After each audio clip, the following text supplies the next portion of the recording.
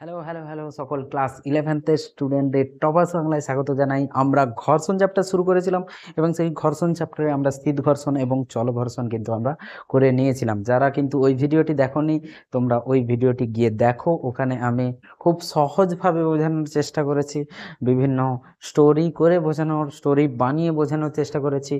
তোমরা যারা দেখোনি তারা গিয়ে একবার কনসেপ্ট দেখো, তারপরে হচ্ছে এই ভিডিওতে এসো।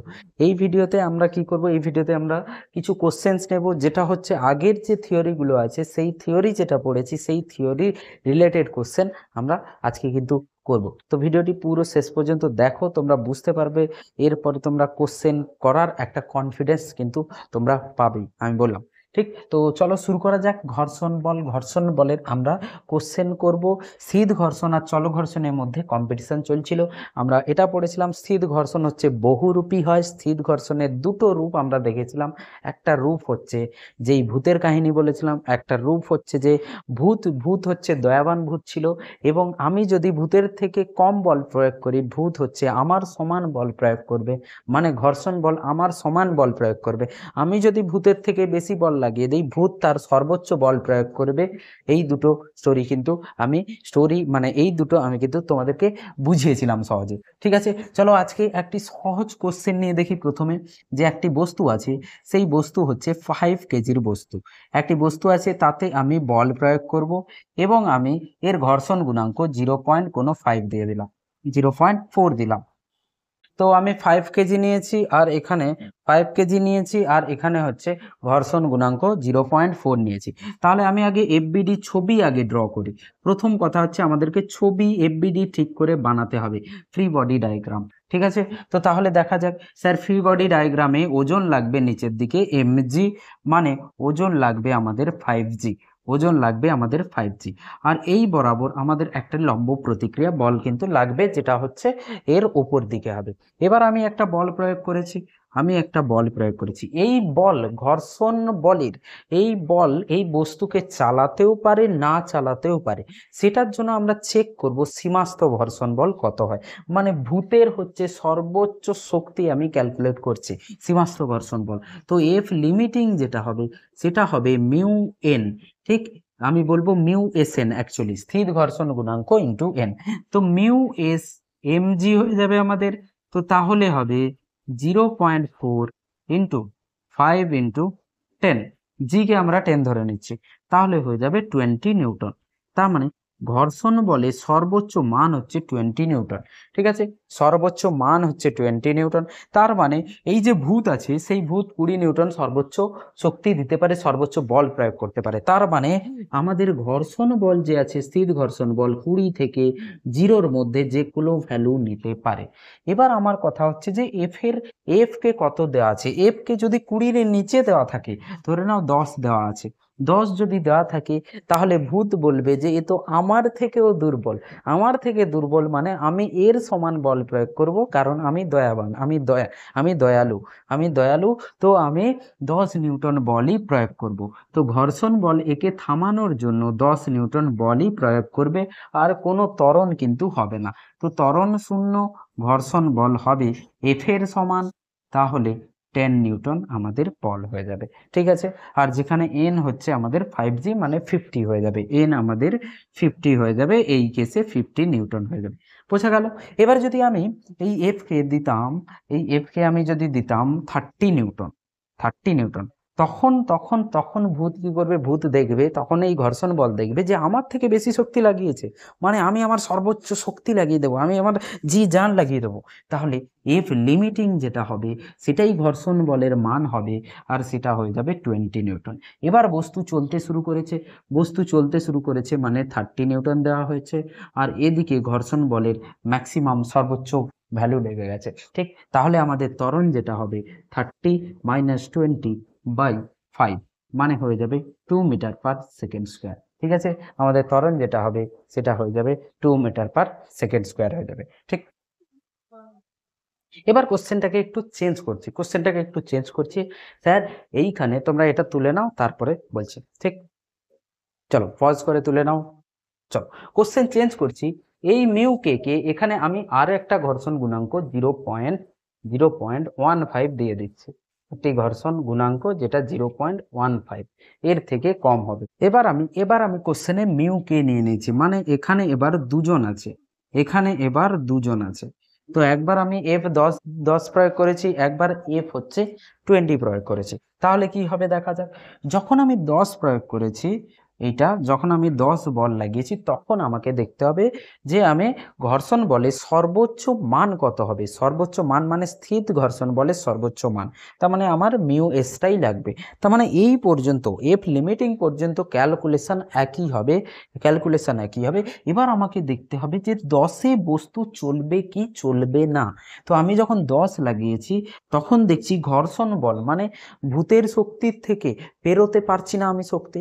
তার মানে কি হবে, আমি কিন্তু ওকে নিয়ে যেতে পারবো না, আমি কিন্তু এই বস্তুকে চালাতে পারবো না। তো যখন চলছে না, তখন ইউজলেস হচ্ছে এটা, মিউকের কোনো কাজ নেই এখানে। যখন চলবে না, মিউকে ডিঅ্যাক্টিভেট, মিউকে তখনই অ্যাক্টিভেট হবে যদি চলে। যদি না চলে মিউকের কোনো কাজ নেই, যদি না চলে মিউকের কোনো কাজ নেই। তাহলে স্যার যদি চলে তাহলে কি হবে? যদি চলে মানে এফ ইকুয়ালস টু 30-র বেলায় মিউকে আসবে, এফ ইকুয়ালস টু 30 বেলায় মিউকে আসবে। আর চেক করার জন্যেও আমাদের মিউ এস লাগবে।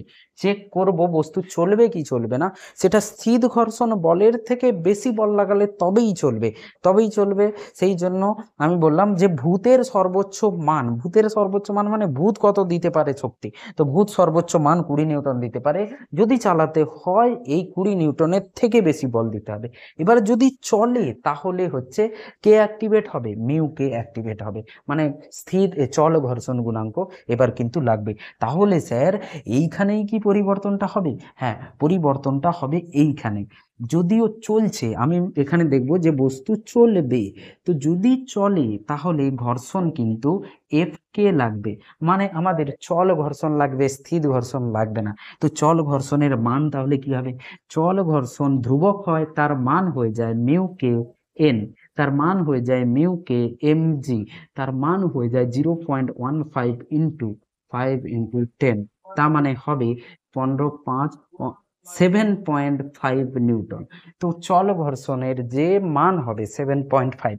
এবার আমি ত্বরণ যদি বের করতে চাই 30 থেকে 7.5/5, মানে হচ্ছে যে 21.5/5, ঠিক আছে, 5/22 22.5, তাই তো 22.5 হবে। তো 5×4 = 20, 4.5 মিটার/সেকেন্ড স্কয়ার আমাদের ত্বরণ হয়ে যাবে। আমাদের ত্বরণ এখন যেটা হবে সেটা এটা হবে। তার মানে যদি আমাদের বস্তু চলে তাহলে প্রযুক্ত বল minus F K by M করবো, প্রযুক্ত বল minus F K by M. এখানে চল ঘর্ষণ যদি আমাদের মিউকে না দেওয়া থাকতো, তখন কিন্তু আমরা এটা নিয়েই সলভ করতাম। যেহেতু দেওয়া আছে তো সেই জন্য আমরা এফ কে নেব, ঠিক আছে। তো প্রযুক্ত বল minus F K by M আমাদের ত্বরণ হয়ে যাবে। আর ঘর্ষণ বলের মান কত হবে? এটাই ঘর্ষণ বলের মান হবে। ঘর্ষণ বলের মান এফ কে হবে, যেটা আমাদের 7.5 নিউটন। এটাই হবে ঘর্ষণ বলের মান। বোঝা গেল? চলো, নেক্সট টাইপের কোশ্চেন হচ্ছে এভাবে দিতে পারে। একটি দেয়াল রয়েছে, সেই দেয়ালে আমি একটি বক্সকে কি করেছি, এভাবে ঠেলে রেখেছি, আর এখানে ঘর্ষণ গুণাঙ্ক মিউ দেওয়া আছে, ঠিক, মিউ এস ধরে নাও 0.3 দেওয়া রয়েছে, আর এই বস্তুর ভর হচ্ছে 4 কেজি, এই বস্তুর ভর হয়েছে 4 কেজি, ঠিক। এবার আমি এফ দিইনি এখনো, আমি আগে চেক করব বস্তু চলার জন্য বা না চলার জন্য বল কত হবে, সর্বোচ্চ কত বল লাগালে আমি ধরে রাখতে পারবো, ঠিক আছে। তুমি একটা বক্সকে এইভাবে করে চিপে ধরে আছো, ঠিক আছে, ঠেলে ধরে রেখেছো, তার জন্য সর্বনিম্ন কত বল লাগবে সেটা আমরা দেখে নিতে পারবো এখান থেকে। তাহলে দেখো, আমাকে আগে ছবিটা আঁকতে হবে। এটা যদি এফ হয় তাহলে এদিক থেকে এমজি লাগবে 4G, ঘর্ষণ বল এদিকে লাগবে, ঘর্ষণ বল, এদিক থেকে একটা লম্ব প্রতিক্রিয়া বল আসবে, আর আমি যে বলটা দিয়েছি সেটা কিন্তু এই দিকে এফ লাগবে, ঠিক। তো ফার্স্ট স্টেপ হচ্ছে আমরা ছবি বানাবো, ছবিটা এরকম হবে। সেই ছবির পরে আমি কি লিখব, যদি বস্তু না চলে তাহলে এফ ইকুয়ালস টু 4g হয়ে যাবে। ঊর্ধ্বমুখী বল নিম্নমুখী বল সমান হবে, সিম্পল, সবাই লিখতে পারবে। এখানে এই দিকে দেখতে পাচ্ছি এফ ইকুয়ালস টু এন হয়ে যাবে, এফ ইকুয়ালস টু এন হয়ে যাবে। ঠিক, ঘর্ষণ বল যদি 4g হয় সেটা লেস দেন এফ লিমিটিং এর থেকে সমান হতে পারে, সর্বোচ্চ মানের সাথে সমান, না হলে তার থেকে কম হতে পারে। তো একে থামানোর জন্য সমান হতে হবে। তার মানে এফ যেটা আছে সেটা লিমিটিং ভ্যালু থেকে, সীমাস্থ ঘর্ষণ বলের থেকে পেরোতে পারে না, সেটা তার থেকে কম না হলে সমান হবে। তো এখান থেকে আমি 4g লেস দেন, আমি এটা লিখতে পারি মিউ ইন্টু এন। ঠিক, মিউ ইন্টু এন। তো 4g এরপরে যেটা লিখছে 4g less than mu into F. ঠিক, তাহলে তুমি দেখতে পাচ্ছ F greater than 4g by mu greater than F. তার মানে এফ হচ্ছে কার থেকে গ্রেটার হতে হবে? 4g বাই মিউর থেকে গ্রেটার হতে হবে। তার মানে হচ্ছে যে আমি যদি একে এম নিতাম তাহলে F greater than equals to mg by mu হতো। 4টাকে আমি যদি এম নিয়ে সলভ করে নিতাম, 4টাকে এম নিয়ে সলভ করে নিতাম তাহলে এভাবে হতো, মানে 4 এর জায়গায়। তো তাহলে অ্যান্সার কত আসবে এখানে? 4 ইন্টু 10 বাই 0.3। ঠিক, তাহলে হচ্ছে আমাদের 400 বাই 3। মানে এফ কে যদি এর থেকে বেশি ভ্যালু দিই, এর থেকে বেশি ভ্যালু দিই তাহলে, আচ্ছা আমি ক্যালকুলেশনটাকে একটু সহজ করার জন্য এটাকে 4 করে নিচ্ছি, 0.4, তাহলে 4 হয়ে যাবে। F should be greater than 100। তার মানে বস্তুকে থামাতে হলে মিনিমাম 100 দরকার, বস্তুকে থামাতে হলে মিনিমাম 100 দরকার। 100-র নিচে যদি বল প্রয়োগ হয় তাহলে বস্তু চলবে। আমি যদি 100 থেকে কম বল প্রয়োগ করে দিই বস্তু চলে যাবে। ঠিক, আমি যদি 100 থেকে বেশি বল প্রয়োগ করি তাহলে বস্তু চলবে না। ঠিক আছে, আমি যদি 100 থেকে বেশি বল প্রয়োগ করে দিই তাহলে বস্তু চলবে না। বুঝতে পেরেছে? তাহলে সর্বনিম্ন বল যেটা দরকার 100 নিউটন দরকার। তো 100 নিউটন বল আমাদের দরকার। এখান থেকে ধরে নাও এই কোশ্চেনে যদি আগে থেকেই এফ দিয়ে দিত যে এফ হচ্ছে 20 নিউটন আর এফ হচ্ছে 200 নিউটন, এই দুটো কোশ্চেন আমরা সলভ করব। ঠিক, তো প্রথমে তো তোমাকে চেক করতে হবে যে নিম্নমুখী বল ঘর্ষণের সর্বোচ্চ ভ্যালুকে পেরিয়ে ফেলছে কিনা, মানে ভূতের থেকে বেশি বল প্রযুক্ত বল হচ্ছে কিনা। এখানে প্রযুক্ত বল কোনটা? 4g। তো আমাদের এখানে প্রযুক্ত বল যেটা হচ্ছে সেটা হচ্ছে 4g। ঠিক, আমি এখান থেকে 20 নিউটন বল দিচ্ছি, তাহলে লম্ব প্রতিক্রিয়া বলও 20 আসবে। তাহলে ঘর্ষণের সর্বোচ্চ মান কত হবে? মিউ ইন্টু এন হয়ে যাবে 0.4 ইন্টু 20। এখানে কিন্তু এন এমজি হবে না, এখানে এম কিন্তু 4g হবে না, খেয়াল রাখবে। সেই জন্য আমি সবসময় বলেছি মিউ এন লিখবে, মিউ এমজি লিখবে না।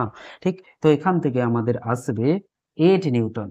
ঠিক, তো লিমিটিং ফ্রিকশন, ঘর্ষণ যে লাগছে সেই ঘর্ষণের সর্বোচ্চ ভ্যালু, ভূত যে সর্বোচ্চ শক্তি দিতে পারে সেটা হচ্ছে 8 নিউটন। ঠিক, তো প্রযুক্ত বল তো দেখে হাসবে যে ও 8 দিতে পারছে, আমি তো 40 দিতে পারছি, আমার তো 40 নিউটন আছে, মানে 40 নিউটন আমার লাগছে। তাহলে বস্তু চলবে, বললাম না 100-র নিচে হলে বস্তু চলে যাবে, আমি ধরে রাখতে পারবো না ওকে। চললে কি হবে? চললে হবে 40 মাইনাস 8 বাই 4, তার মানে হচ্ছে 32/4, মানে 8 মিটার পার সেকেন্ড স্কোয়ারে বস্তু কিন্তু নিচের দিকে নামবে। আর ত্বরণ, হ্যাঁ ত্বরণ এটা হবে, আর ঘর্ষণ বল তার সর্বোচ্চ ভ্যালু নিয়ে নেবে। এবার 200 নিউটনেরটা সলভ করি, 200 নিউটনেরটা সলভ করি। এফ 200 নিউটন, এফ 200 নিউটন যদি হয়ে যায় এনও 200 নিউটন হয়ে যাবে, এনও 200 নিউটন হয়ে যাবে এফ যদি 200 নিউটন প্রয়োগ করা হয়। তাহলে এফ লিমিটিং কত হবে? হয়ে যাবে মিউ এস এন। তো মিউ এস কত? 0.4, এন কত? 200। তো লেগে যাচ্ছে আমাদের 80 নিউটন। তো লিমিটিং ফ্রিকশন যে আমাদের আছে ভূতের সর্বোচ্চ শক্তি হচ্ছে 80 নিউটন। ঠিক, এবার 4g, এবার ভূত হাসবে। ঠিক, কারণ 4G এখন কিন্তু ওকে টানতে পারবে না। তো 4G যখন টানতে পারছে না, ভূত এবার কি করেছে, দেখছে যে আমি তো 80 লাগাতে পারি, কিন্তু সামনে যে আছে সে তো 40 লাগাচ্ছে, সে তো দুর্বল মানুষ, সেই দুর্বল মানুষে দয়া দয়া আমাকে দেখাতে হবে। তো দয়া দেখাতে হলে আমাকে সেটাই প্রয়োগ করতে হবে, আমি যেই বল প্রয়োগ করেছি, মানে যে দুর্বল মানুষ যেই বল প্রয়োগ করেছে, ভূত দয়ালু হয়ে কি করবে, সেই বলটাই প্রয়োগ করবে। তাহলে কি হবে, আমাদের ঘর্ষণ বল ওকে থামিয়ে দেবে। ঠিক, তো এর নিচের দিকে পড়বে না, তো ঘর্ষণ বল 40 না দিয়ে 40 নিউটন দেবে, কারণ নিচের দিকে 4G লাগছে। ঠিক, আর ত্বরণ আমাদের শূন্য হয়ে যাবে। ঠিক, তো ঘর্ষণ 4G নিয়ে নেবে, কারণ চলছে না, ঘর্ষণ 80 পর্যন্ত যে কোনো ভ্যালু দিতে পারে, সেই জন্য 40 ও ঘর্ষণ বল দিতে পারবে। তাহলে এখান থেকে 40 নিউটন হলো, ত্বরণ শূন্য হবে। তো এই দুটো কোশ্চেন এভাবে হবে। ঠিক, এবার আমি কোশ্চেন একটু চেঞ্জ করব, এখানে আমি মিউকে দিয়ে দেব, 0.2। ঠিক, 0.2। তো এটা ছিল F 20 নিউটন, আর এটা ছিল F 200 নিউটন প্রয়োগ করলে, F 200 নিউটন প্রয়োগ করলে।